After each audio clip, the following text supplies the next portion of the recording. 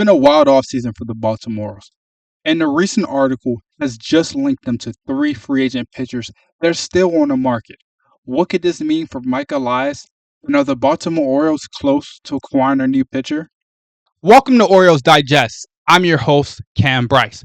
And before you do anything, hit that subscribe button. Don't be a part of this percentage.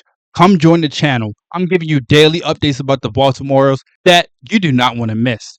Now, the Baltimore Orioles are heading into the crucial part of the offseason. And one writer from Bleacher Report gave an interesting comment in the article. Zachary Reimer from Bleacher Report said Jack Flaherty, Sean Manaea, and Nick Pivetta are hypothetical options for Baltimore. But they'd be wiser to take a chance on Buehler.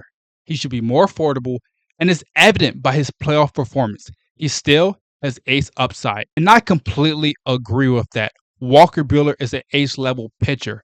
He just was injured last year, recovering from Tommy John surgery. So it took him a while to get back into the reins. And we saw him last season in the postseason.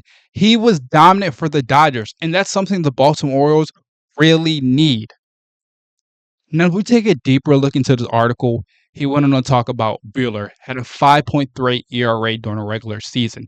Yeah, but he dealt with the Tommy John surgery, hip issue, and Tommy John just lingers injuries after your surgery.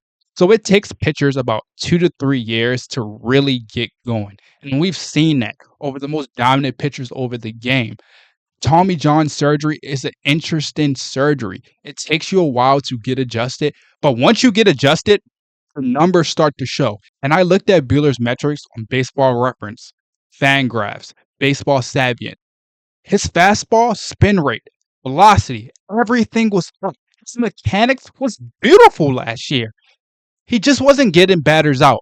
And sometimes it takes pitchers a while to get adjusted. The Baltimore Orioles need a guy that was dominant in the postseason. And Buehler will be the perfect option. And that's going to get me into my next point. Who would be the best fit for the Baltimore Orioles out of all the free agent pitchers? None of you asked me, who would I want out of these 3 guys? I'll rank them. At 3, Jack Flaherty.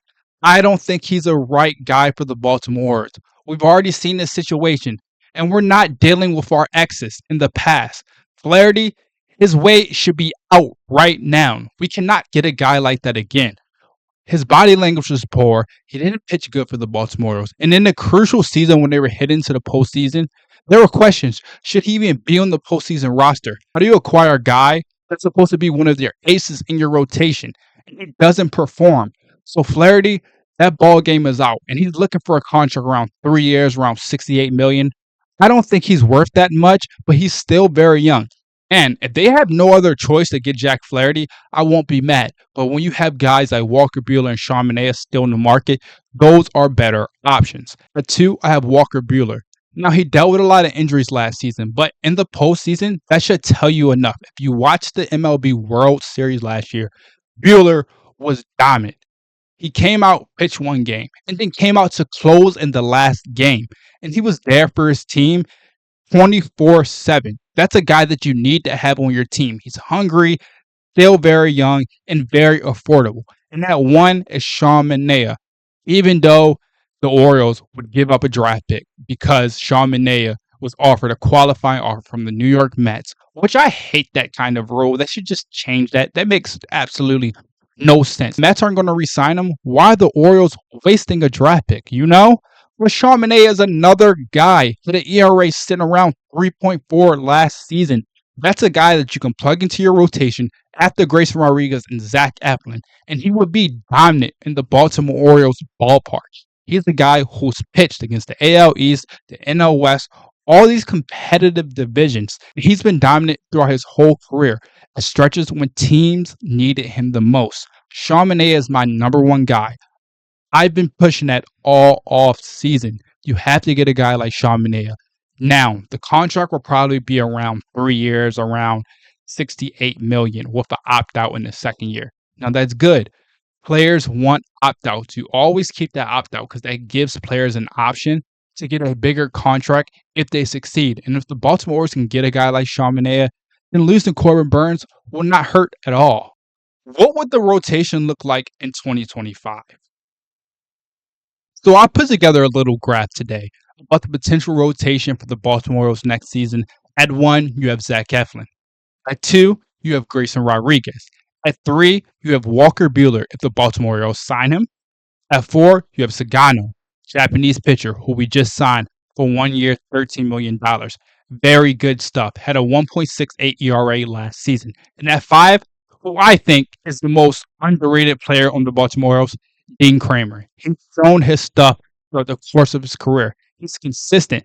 Not a guy that gives up a lot of walks, doesn't give up a lot of home runs, does not give up a lot of runs, honestly, but he still gets hit around. That's what happens when you have a guy that has a kind of fastball that sits around 94, 93, and off speed is kind of shaky at times. But Dean Kramer is a guy that you need in your rotation.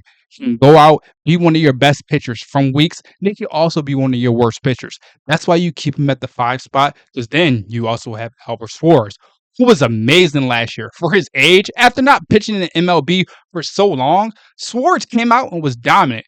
And then another guy who I'm so high on is Cade Povich. There's so many options the Baltimoreans can go to that I think if you get a guy like Walker Buehler, that fills the rest of your rotation. Now, the interesting part is if the Baltimoreans can somehow get Corbin Burnes back, everything switches. You get Corbin Burnes back, then I think you trade Dean Kramer for another bat or you try to move him for a bullpen arm. But if you don't get Corbin Burnes back, you keep Dean Kramer, you keep the same rotation. Let's not forget, you get Kyle Bradish back after the All-Star break. And Kyle Bradish, if he wasn't hurt, he'd be the Orioles' one ace. He'd be the Orioles' best pitcher. Let's not forget, 2 years ago, he was top 3 in Cy Young voting. So he has the potential.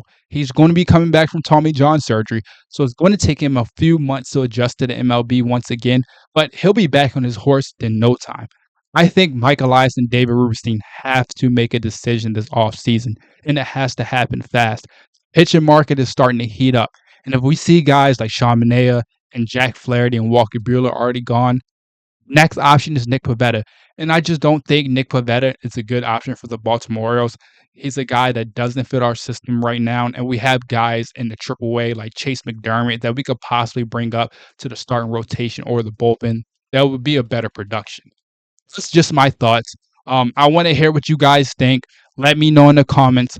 Let's talk about it. I'm here to talk about it. I'm bringing you daily content about the Baltimore Orioles every single day. So please do not forget to hit that subscribe button and come join Orioles Digest.